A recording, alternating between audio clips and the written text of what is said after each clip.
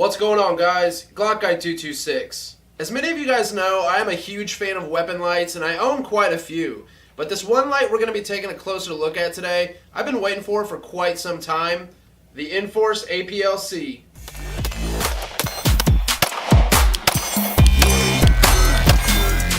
Now when we talk about Inforce weapon lights, I personally have always kind of stayed away from them due to like their Gen 1 lights and their Gen 2 lights having problems with cracking and stuff.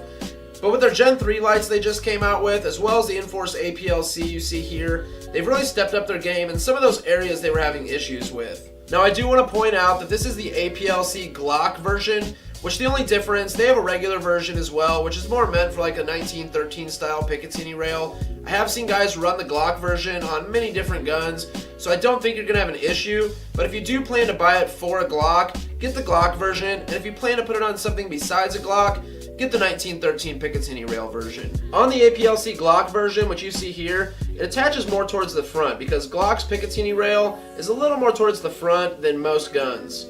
On the regular version of the APL-C, the screw is more in the middle. Now getting into some of the specs of this light's 200 lumens. I do have to say that it is a very strong 200 lumens. It has a very nice hotspot, which I will roll in some footage.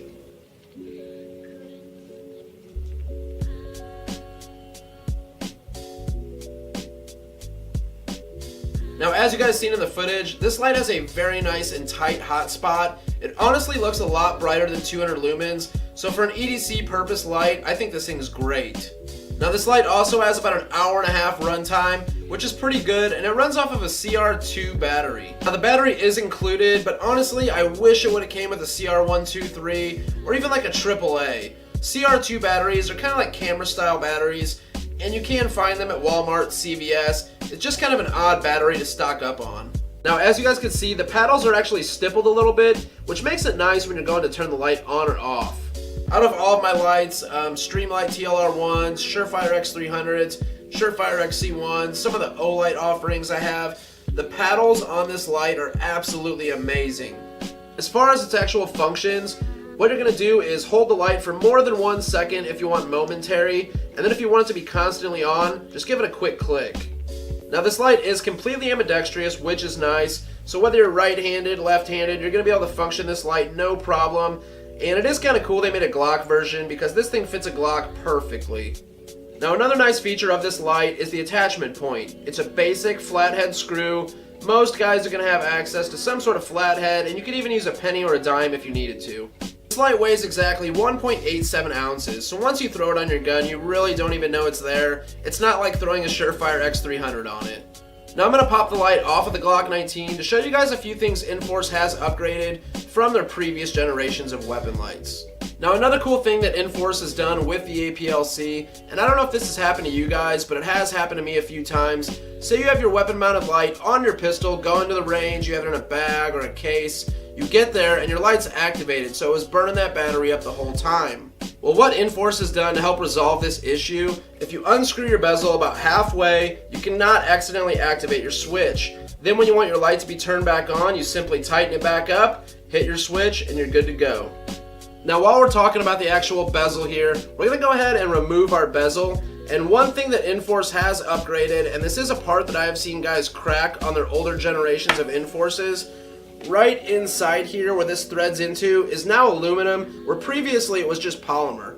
Now also in the back of the light there you see the plus sign, so you know what way to put your battery, and this battery was included with the light.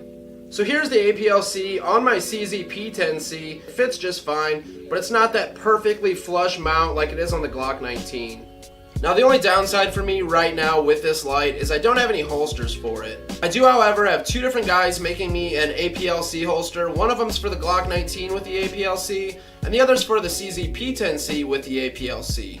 Now as far as an EDC light goes, or heck even a home defense light, I think this Inforce APL-C is a great option. Now you can pick up an Inforce APL-C for about $115, which personally I own a lot of weapon lights, and I think that's a great price for this light.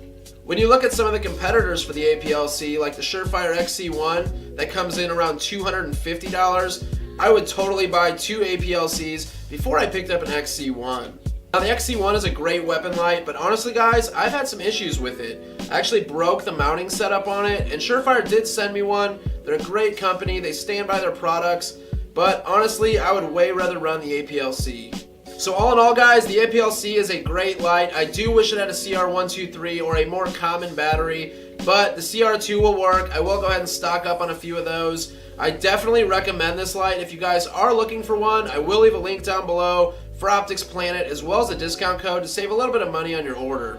If you guys have any further questions on the Inforce APLC or anything for that matter, leave a comment down below. I also always link my email in the description along with some cool products and other discount codes. So thank you guys for watching. I really do appreciate all your support. Please like, share, subscribe. I'll catch you guys in the next one.